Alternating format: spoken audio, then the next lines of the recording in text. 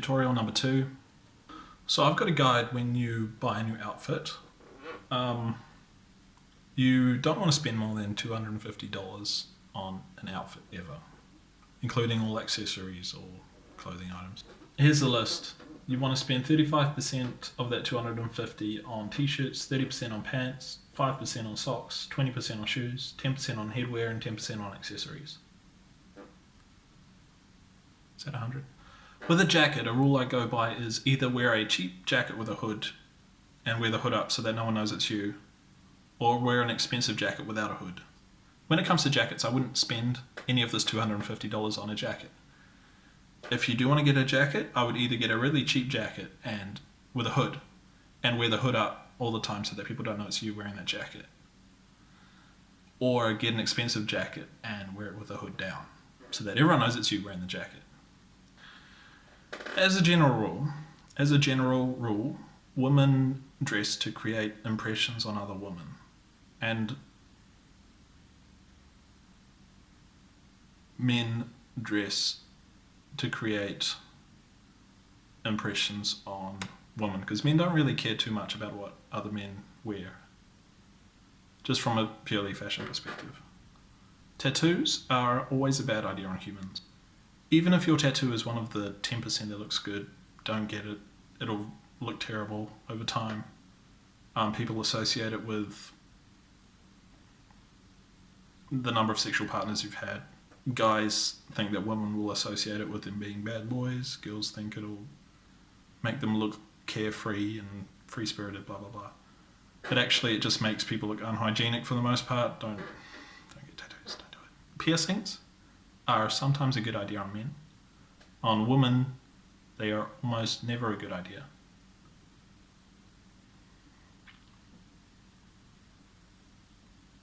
Besides ear piercings, of course.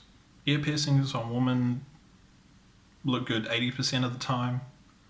Belly piercings on women maybe like 30%. Piercings in other places like 10%. So your chance of your piercings looking good in random spots on your body is pretty low. And with men, ear piercings might be around 40%, maybe 30% look good on guys that get them. Maybe less. And other places on the body it goes down to like 1% of them look good. So what we can draw from this is find other ways to be creative about your fashion choices other than piercing. Hairstyles, men should only ever go bald if they have a horrible widow's peak, like myself, actually. I'd show it to you right now if I wasn't so embarrassed about it.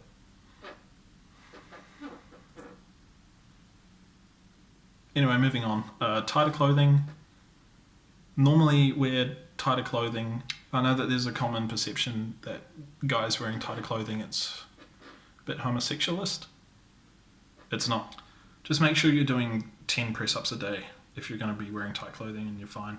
Tight clothing, it looks sharper, it looks cleaner. I mean, obviously don't wear tight clothing if you're not in a good physical shape or you're pregnant or whatever. Wear what makes you happy. Yeah, wear what makes you happy, but just be aware that wearing loose clothing makes you seem as though you're not okay with the shape of your body. So for example, if my belly looks like a pumpkin, of course I'm not going to be okay with the shape of my body. I'd wear something loose over it. So unfortunately, having the pumpkin belly is going to look unfashionable to whoever you meet, regardless of what you're wearing. Because it doesn't really matter what you're wearing when they meet you, they're going to subconsciously associate you with not being able to control your weight, so probably you're not going to be able to control other things in your life. Whether that's fair or not, it's probably not a fair judgment to make, but it's a subconscious judgment and pays to be aware of that.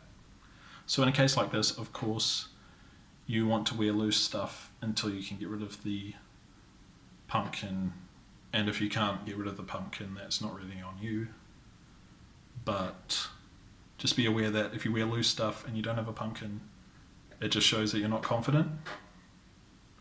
And remember, if you're not confident, you're not fashionable.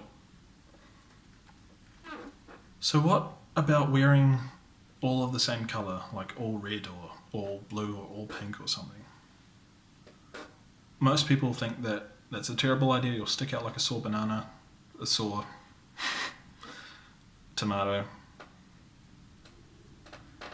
But that's not necessarily a bad thing to stick out like that. It might just show that you're ahead of the fashion curve in people's minds when they see you.